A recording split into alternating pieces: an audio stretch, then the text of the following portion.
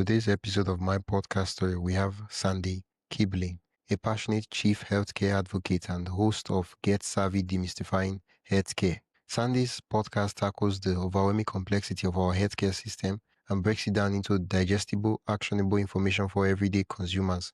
With her extensive background working in physician consulting, health insurance, brokerage, and leadership roles at major healthcare companies, Sandy brings unique frontline experience to our show. She's witnessed firsthand the frustration and confusion people face when trying to navigate healthcare decisions. What makes Sandy's podcast journey special is her mission to transform how healthcare knowledge is shared, empowering listeners to make smarter decisions about their health and well-being.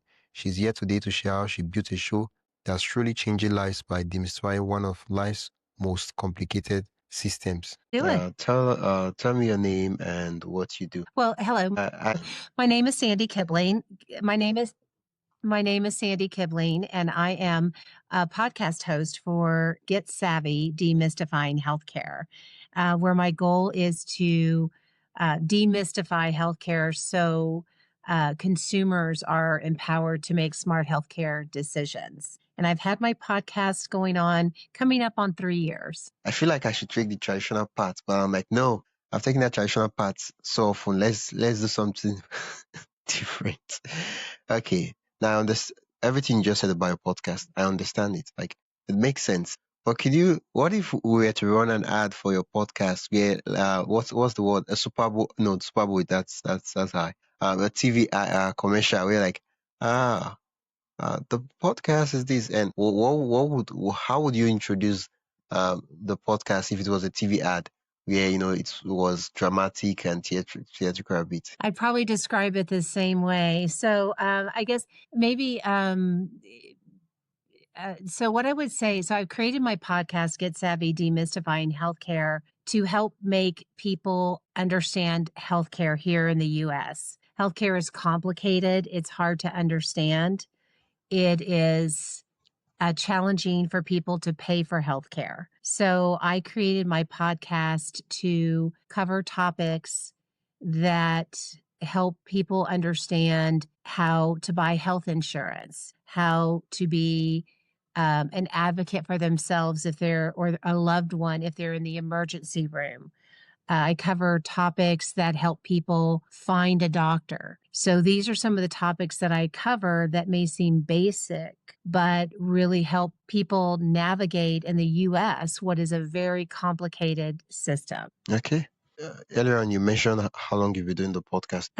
I've been doing it for 2.5 years. I am about to launch yes, thank you. My 100th episode this week. Ooh, so I'm super excited about that. It's been a long road. Oh, what's the word? What's the word that we're going to use for someone who has released 100 episodes? A Senti podcast. A Senti podcaster. Something like that. Yeah. They put it like it will be like a badge on your website that released over 100 episodes, so that they know that you're not just what's the word?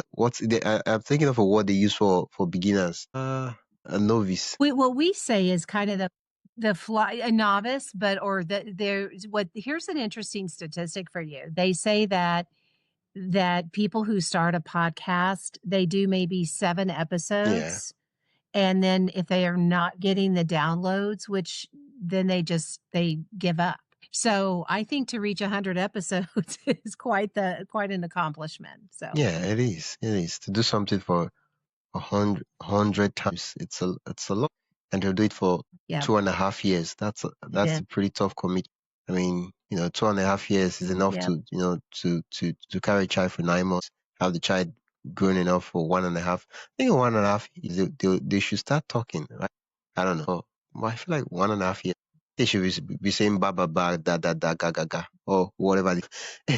Yeah. What was the inspiration that led you to start the podcast? Why this podcast? Because I think that people trying to get healthcare and to afford healthcare is a real challenge here in the U.S. And I wanted to be the one person to make it easier for people to get the healthcare they deserve. And this may be interesting to you. I know we're in different places, but in the U.S., a very large percentage of people go without health insurance or health care. So it means that they struggle.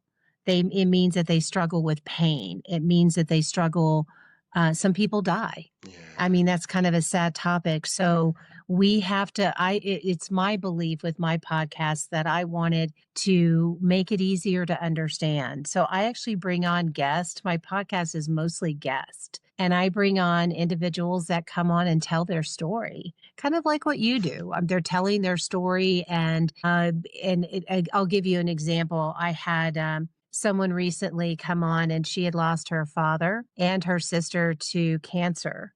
And she came on the podcast to tell her story, but to also help people understand how to better support their loved ones when they're struggling with a disease, Yeah. or how to navigate the system. And so I love being able to tell those stories that I hope help others if they're trying to get the help they need, or they're caring for their mom or their dad and they need to help someone, because we have to make it easier to understand. And so that's the whole reason I started the podcast. Yeah. I mean, stories are important, but I feel like stories are much more important in the healthcare space. Now, it might seem like I'm saying it because, I have someone who's in healthcare and I'm saying it so that it feels like I'm saying something nice, particularly in the, okay, I feel healthcare, every form of disease, right? Okay. Okay, I'm not going to generalize here. If I start saying something that is that's crazy out, Mhm. I feel like in the healthcare industry, a lot of persons that are going through cancer, they have friends, family going through cancer, and sometimes, most times, it's a lonely journey, right? They've never dealt with it. They've never Mm. they know the definition. Or most people, what they know of cancer is a textbook definition. That, oh, cancer is a disease that does this stuff, right? And now they're going through this. There is no playbook. There is no manual. Nothing, right? And and having someone share their story to say, okay, yeah, you know, to just know that there's someone out there who's going through something like this, and they're still, they're still standing strong. It's just the idea of it, helps you kind of like be strong. Yeah. I love what you said about that, because that's so true. It's not just hearing people's story, and like in my one podcast, she gives people tips to be helpful, to be a good caregiver. But it also, I love what you said, it really does give people hope, because people sometimes do feel lonely or isolated or Yeah, scared and don't know what to do, and you're not feeling well, and you're all, it's not like everybody deals with healthcare every day. But what I know is true is, wherever you're at in the world, everyone is impacted by healthcare. And so I love what you said. I hope that the stories that I share give people knowledge, but I also hope that they have hope from listening to these podcasts. yeah. And then isn't that the OI? Right? I know this is generally speaking on stories, not regarding health, of course. I Most of the things I do, they've been because people share their story and I resonate with the story and they inspired me. Sometimes I feel like giving up. I remember the story. I'm like, yeah, this person, and this person, they don't even know that I exist, right? They don't even know that there's someone called wisdom that exists out there in the world. Mhm. But yet their story, it's something that I hold on to even in times of like, oh, I mean, I could have just said, oh, there's no need of doing this thing. I'm like, yeah, they did go through this stuff. And if they could go through something like this and they could still be standing, I mean, I could. Mhm. No, that is so true. And what I love the most about doing this podcast is I have met some most amazing people. And the one question I ask in my podcast every time is, I start with this: tell me your story and how it's led you to do what you're doing today. Because when you talk about healthcare, it's not the most exciting topic. But if you hear someone tell their story, and I will tell you, I've had the most bravest people on who shared their story, and at times it's not been easy. I think of one of my podcasts recently of Dave, who struggled with mental illness, and he tells the story of driving home, and that he was literally, holding the steering wheel tightly, and he feels his mind snap, and he can't see, and his vision is blurry, and he's having a mental breakdown. And he tells that story of how he was lost for 18 years before he was diagnosed. to get the treatment he needs. And today he uses comedy, like a stand-up comedy, to help get his mind aligned when he feels like he's going into a dark place. I mean, what a powerful story is that, where he comes out on the other side. And I am so grateful to my guests who come on the show and share these amazing stories that I hope help others. Yeah. Well, and the thing is, he shares that story, and there will be someone out there in the world who listens to the story and say, there is, I'm not alone in this. Someone else is going through. And yeah, yeah. So far you've been doing this podcast, right? Before you start the podcast, what were you wanted to share stories, right? She said earlier on that you're about saying something. Yeah, no, I did. I mean, I've worked in the healthcare industry for a while, and I just saw the gap. There's a need to, I guess my biggest need was to certainly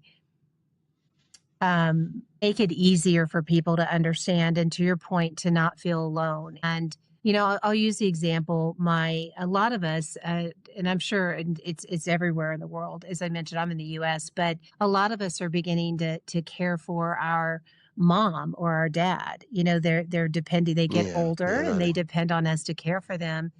Yeah, my husband and I care for my 84-year-old mom, and we cared for my 83-year-old father-in-law. We lost him last year, but we were trying to live our lives as while we were trying to understand healthcare, to make sure my mom's taken care of and my father-in-law was taken care of. He had dementia, he had other illnesses, and we were so alone. And we were trying to figure out, how do I do this? What resources are out there?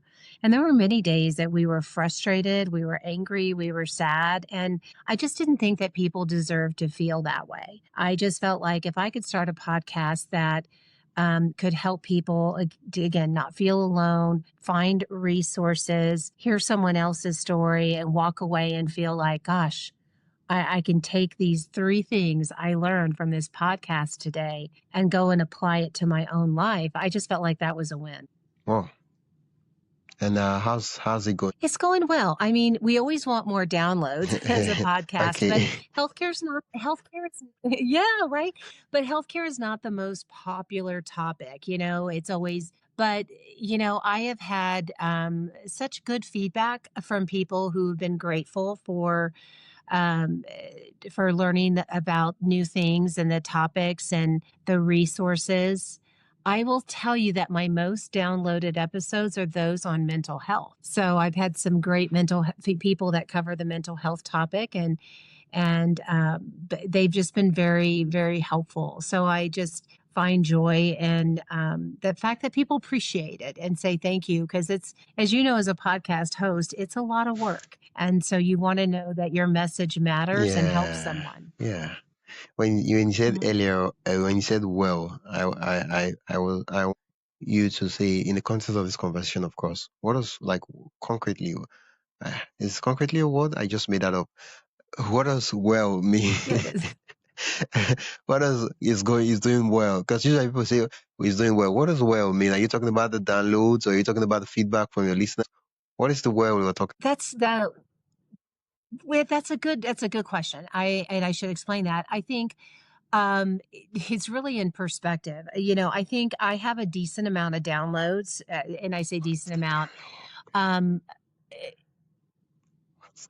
think that I have, I'm sorry. I would say for download, I would say 50 to 100 per episode. Wow. I'd like that to be higher. Wow. But I've had that. Wow. Yeah. Teach me the secrets. Show me. God. Wow. And yeah, 50 to 100. Yeah. That's a lot. And again, some good feedback from guests. So defining well, good feedback and good,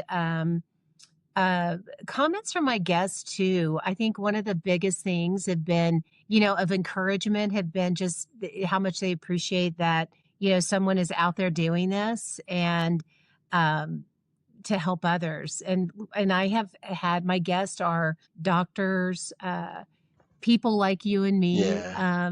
There are healthcare professionals, executives, but just to hear them say thank you and appreciate what you're doing means so much. So that's kind of how I define well. Yeah. Oh, I'm So glad you cleared. Yeah. Oh, that's the thing. I think podcasting. I'm just going to put this out there, right? Since we're having this conversation, and you might let me know if I'm correct or not. I don't know if you've experienced this before, but when you're in a meeting, an event, something like that, a gathering, social gathering, and you introduce yourself. Oh, my name is Sandin Kibling. I am a podcaster whose goal is to, healthcare. Like there's this legitness it gives to you. Like, I mean, of course, you know your stuff, but they tend to look at you that, I mean, she's a thought leader. I mean, she's how do the kids call it these days? An influencer. It's in a way it can open doors for you to get to talk to people that ordinarily you wouldn't be able to spend 1 hour talking to for no just reason. But now you say, "Oh, I'm a podcaster. I'd love to interview you and talk to you about some of your stories." About yeah, sure, that's nice. And they come on the podcast and like, "Oh, I'm so glad you invited me." And I'm like, you doing me a favor, yeah. Have you ever experienced? I have, and I'm also an insurance broker, so that means I help people find healthcare insurance. Okay, And I only mention that because I do a lot of events where it's meetings or festivals. So I'm out there and I have my own little cards with my podcast and on it. And so it's a great conversation starter. And I think people are beginning to embrace podcasts more. In fact, I've had people ask me about the podcast. I've actually seen my downloads increase because of awareness. I mean, yeah. that's half the battle is letting how do people find you. And but yeah, it's been really at meetings and stuff, it's really been a fun conversation starter. And I think a lot of people admire hosts because they themselves maybe want to start a podcast but haven't don't know where to begin. So I sometimes chat with people about that. But yeah, it's been some good visibility to help me bring awareness to the podcast to do events and meetings. Oh, okay. Yeah. When you started the podcast, what was it like, right, at the very beginning? Like, did you have a technical experience before, or did you figure it out on? You know, it's so interesting that you asked that. I was terrified. My first podcast recording, terrified. And I was afraid, and oh, am I going to do well? And I was, but I think the biggest thing I learned was because I do my own editing.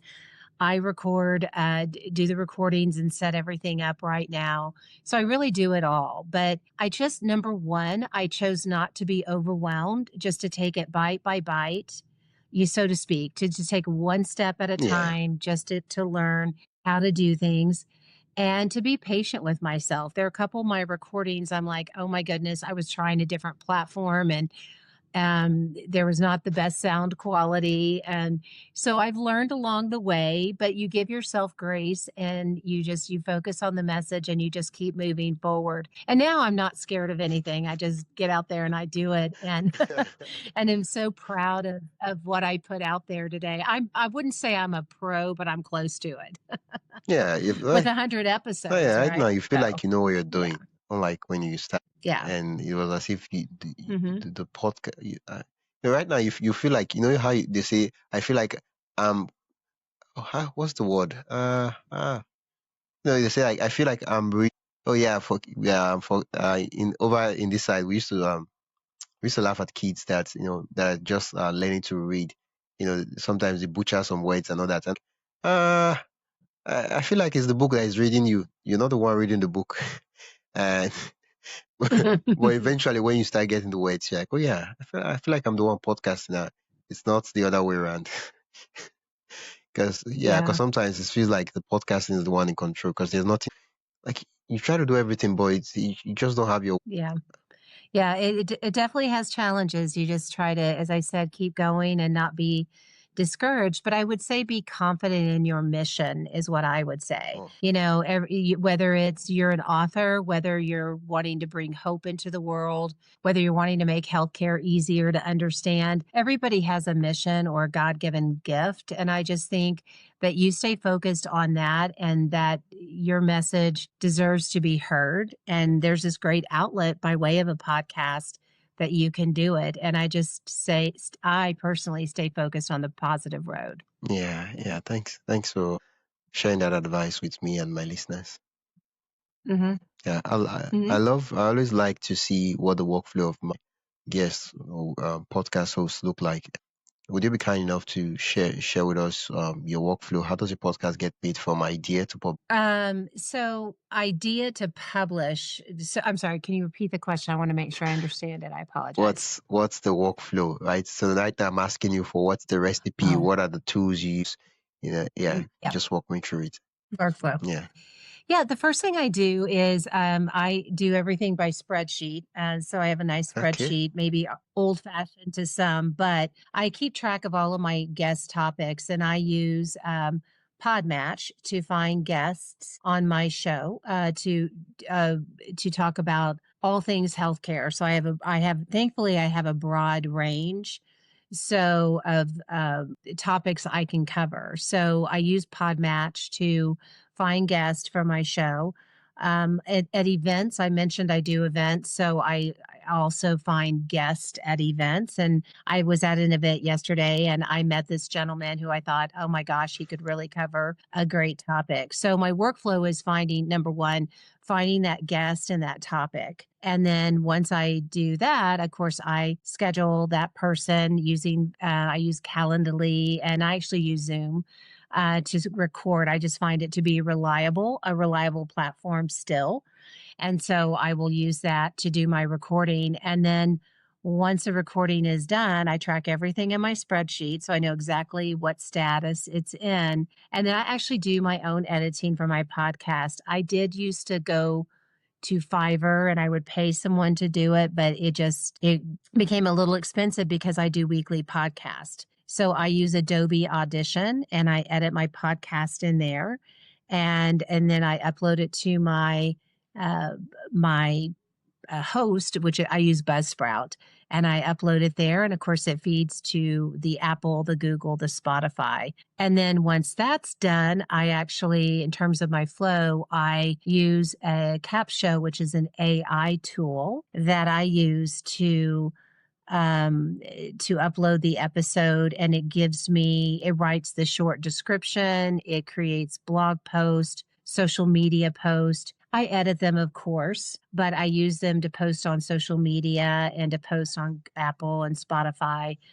Just to save me some time because it's a lot to do. And then I post everything on my website as well so people can find my podcast there as well. It's a lot of work just to hear me say all that. It's a lot of work. Tell me about For it. sure. Yeah. But Like for me, one of the things I've been looking to do, trying to ask myself, how can I reduce the number of tools? And because every time I'm moving from tools to tools, I'm like, how can I reduce the number of tools I'm using? Because then I also reduce subscription cost. And how can I set up automation such that I don't even need to log in? I can just like send information to the tool and then the tool gets to do the thing. And yeah, I don't know if you understand what I'm saying. And you mentioned Capsho. I noticed that Capsho, they're doing this, they have a lifetime deal on Absum. So what that means is that you pay for software, I think about I don't know, $59, something like that. And you get to use it for life. So yeah, it's on Absumo. So you can check it out if that's something. Hey, just a quick break. If you enjoying the insights so far and want even more behind the scenes ideas, inspiration and tools for growing your own podcast, join my email list at mypodcaststory.com/join. That is mypodcaststory.com/join. You get access to helpful resources, exclusive updates, and the kind of stuff I only share with my email subscribers. Whether you're starting out or already podcasting, there's something valuable waiting for you. Head over to mypodcaststory.com/join and subscribe. Now, back to the episode. yeah, I'm using Capsho today and I love it. And I've been using it for a couple of years now So you and I love it. It's the great. I don't know if you understand what I'm saying. The Capsho you're using right now, you pay more. I do pay monthly, yeah. So that's what I'm saying. Right now, they have a deal Oh, on AppSumo where you pay one time and you get to use it every more life. So you might, I don't know the plan you're using on currently. oh, How much do you pay currently for Capsho? I'm using my phone. If I was using my laptop, I would have shared my screen and show wait, wait, probably yeah. we could just put that up. Yeah, that would be nice. We could Yeah, put it no, up. I pay 49 a month. They've reduced it, but they do have a new tool that they're advertising. I think I know what you're talking about. It's a new tool that you pay a one-time fee for.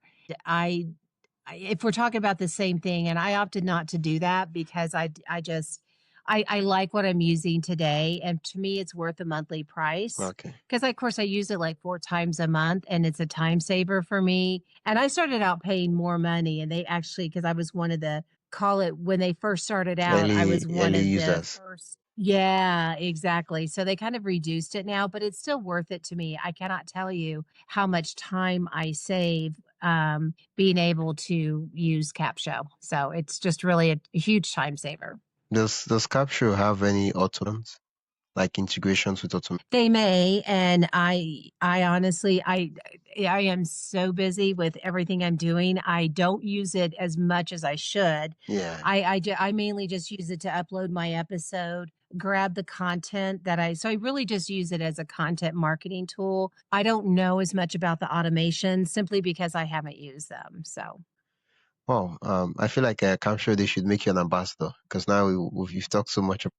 Yeah, well, and it's AI tools in general. We're all busy people, and the not that I'm an advocate, and I guess I'm learning a lot about AI and stuff now. I think that's all we talk about these days, but it's such a tool, a helpful tool. I mean, it's my think about it. It's my content in it that I've edited that I upload, and it uses search engine optimization to create blog posts that are going to be rich with hopefully word content, keywords, and create a nice summary better than I could write wisdom yeah, and yeah, that I could use, and it does it for me, and I edit it. Honestly, I probably spend 5 minutes editing it when it would take me an hour and a half. So why yeah. not use it or some tool is what I would Yeah, say. So and it yeah. saves time.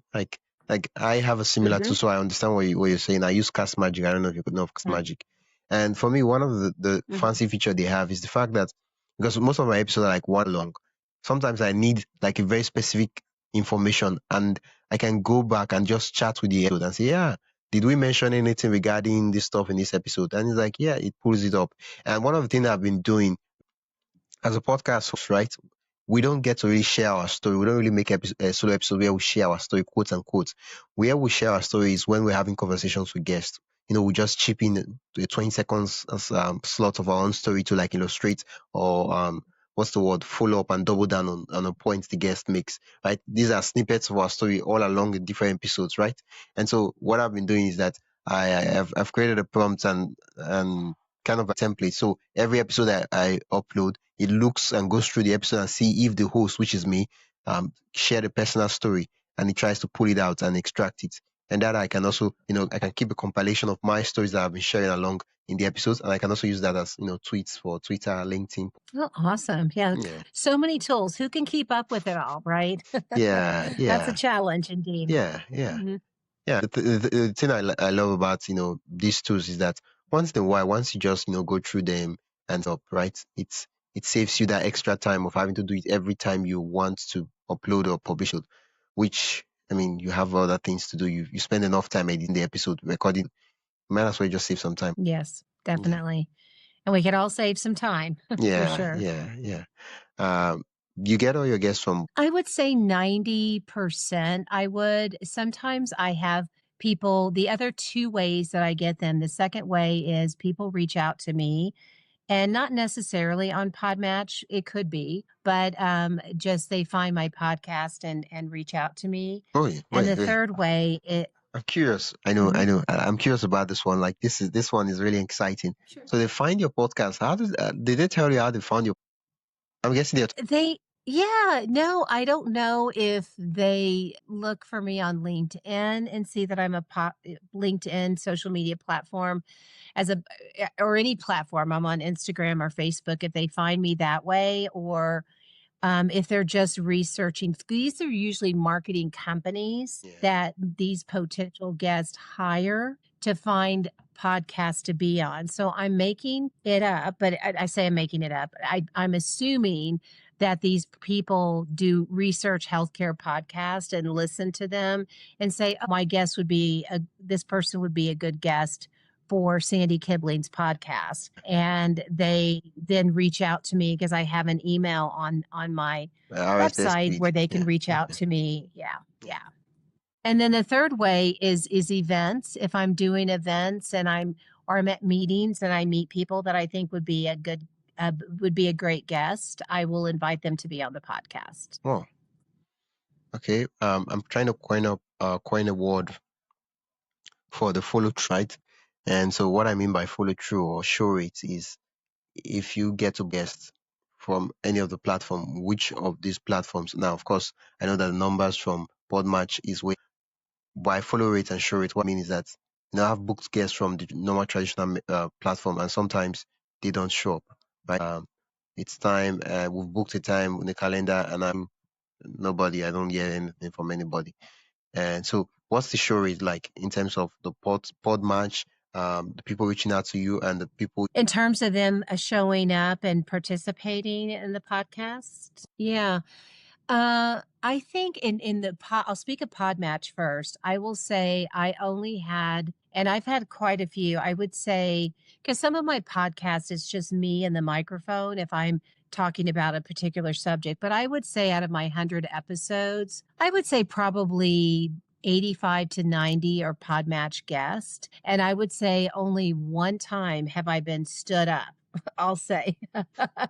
um, but I've heard that I've had some people reschedule, which is Yeah, okay. That yeah, happens. But I think I've only had one time where one guest just to your point left me there hanging, which is frustrating because I mean I would send invitations. I mean you were very good. I got reminder after reminder, yeah, but I also if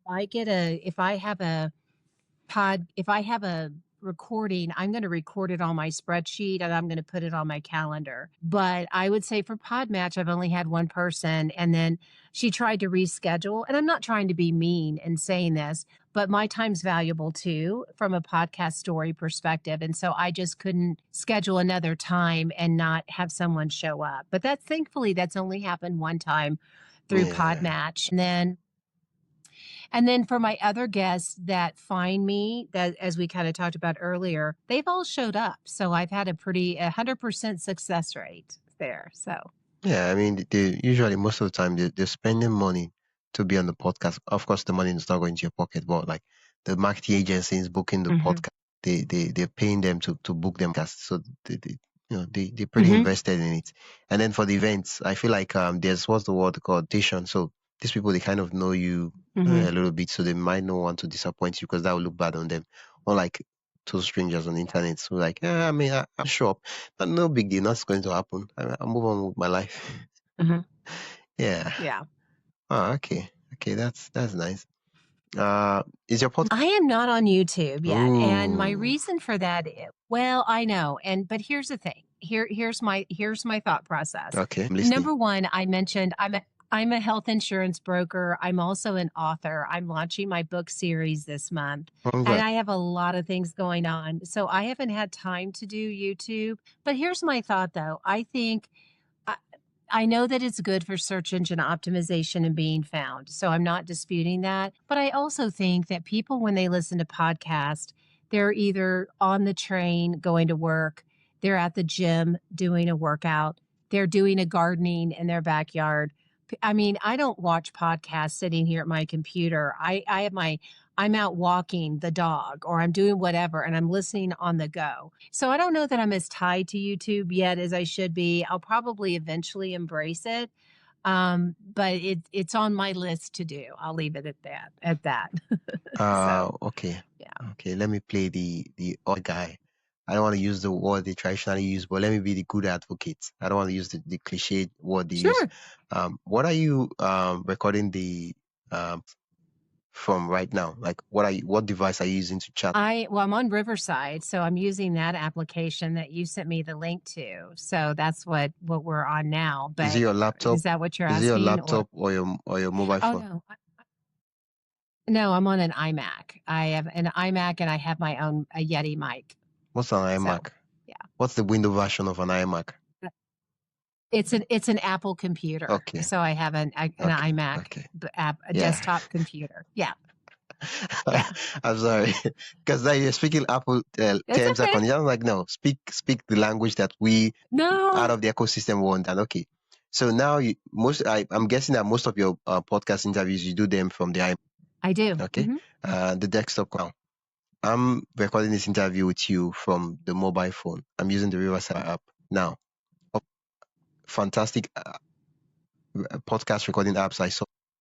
They did not have a mobile app. Now Zoom has a mobile app, but I just don't like Zoom. Like I don't like Zoom, so let's not even go talk about Zoom.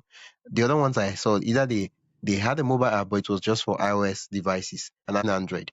Now, the reason I use the mobile app is that on the mobile phone it's easier because right now there's no light, there's no electricity currently, but I can use my mobile phone because I have a power bank about 30,000 mAh, so I charge. If immediately after this call, I can charge, I can use.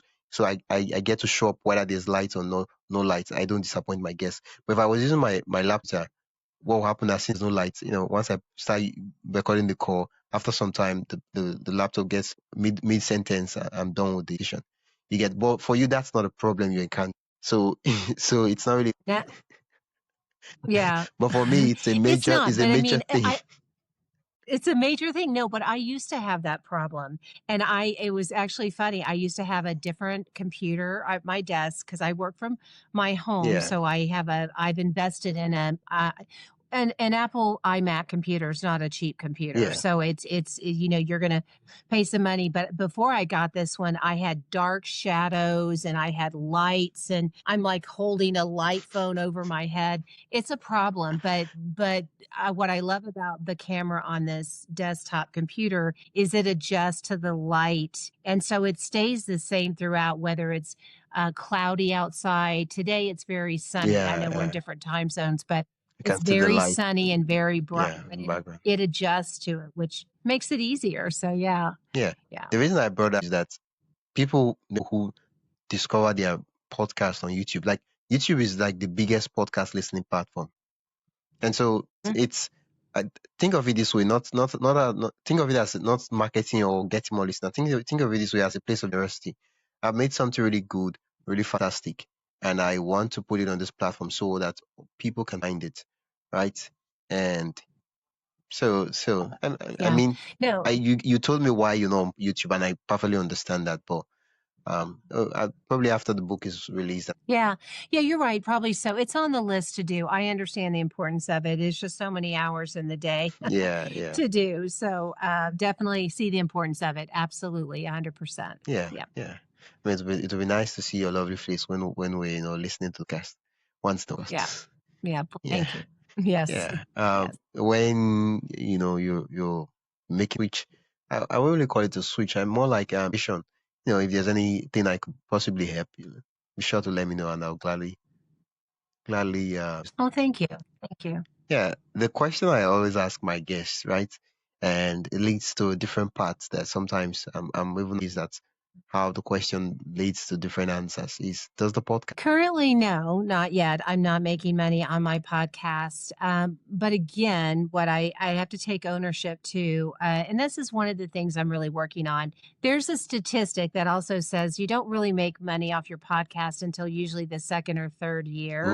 I don't Ooh, know how true that is, ooh, but I'm coming up on that. But to search for sponsors or to um, really find ways to monetize your podcast, um, I'm looking at that, but I will also throw this out there. One of the new things I'm doing this year to make money is really bringing awareness to back to the healthcare topic. But because I'm a broker, and what that means in the US is I help people find healthcare insurance, and my services are free to the individuals I help. So if somebody's listening, right. And so if someone is listening to my podcast and says, wow, let me reach out to Sandy. Maybe she can help me with this. Then I make money that way by people listening to my podcast. So I'm kind of tracking that at this point, but I'm on the verge of making money, which would make sense starting my third year, but I'm not ready for retirement yet, Wisdom. Let me just put it that way. But I'm working on it. So. Yeah. It's always fantastic to see when people have a podcast that connects to what they do outside of, because that way it's just easy to tie it in and say, yeah, you could, you could check. And then maybe a 30-second ad that, hi, it's me, your lovely host, Sandy. I do my how's the worst? I don't know what the word would be. I broker health insurance for you, and I'd love to help you find, a lovely ad. And it converts way better because they already know you, they like you, and they already trust you. I mean, that's why they're listening every week. Yeah. And You are so right about that because it's all about trust. People want to do, as you know, people want to do business with someone they trust. If they've been listening to my episodes, because sometimes it's just me and the microphone, and I'm covering a topic about health insurance, and I make them short and sweet because nobody wants to listen that long on that topic. But I hope that I build confidence. I hope that I build trust, and because some people like to do work with those they know, like, and trust. Yeah. And so that's a good way to build, money, whether you're reaching out for me to help or people who have a podcast and they have a course or they offer consulting services, they can make money off their podcast that way as well. Yeah. Recently, yeah. I mean, depends on the commissions that the insurance company offer. You can make really, really good amounts. I guess I don't know how much health insurance costs, but I'm guessing that. Yeah, I mean, it is expensive. yeah, compared to the regular products, but in their own right, stable. Well, so the regular products will buy like $20. I mean, it's up there. Okay, when you start making millions of, no, not millions, but when you start making money, I'd love to like do a part 2 or chapter 2 of that story and say, oh yeah, you made your first dollar. How did it walk us through the process and how do you feel? Say, I made my first dollar. I feel like a millionaire. No, happy to share. Yeah, Definitely. please shoot me an email and I'll gladly book a time for us to continue. Sure, absolutely. Yeah, what would you say are some of the projections, quickly that you have for the podcast? In this year, you said next week will be the 100 episodes. So while we're going to the 100 episodes, what are the new heights, the new chapters you have? Well, I think to get on YouTube. Okay, Wisdom. I got the message. so, so definitely we'll move to that chapter for sure. But I think just to continue adjusting my topics, healthcare changes all the time. Yeah. So I want to put out topics that are relevant and meaningful to my listeners that are going to help them. So that's my goal, to continue to make sure that when they tune into a podcast that it's relevant to what the current issues are in the US. And I never get into political conversations. We all know there's a lot politically going on in our country right now, and that means disruption potentially in healthcare. So I use that as an example to say I want to provide relevant topics that are going to help people understand current circumstances so they can make the best decisions. That's as a goal. Continue having great guests that I do. I mean, and be blessed with the people that are willing to share their stories and bring more awareness to my podcast. I'm really working on that, as I mentioned, at events and stuff to bring awareness and make sure that people are hearing the message. Yeah. Wow. That's. I feel like we just did an introduction of the podcast and the podcast story. I'd love to like see what the chapter 2 would be. I know some crazy, amazing things would have happened. I don't know how long that would be, but yeah. Well, yeah.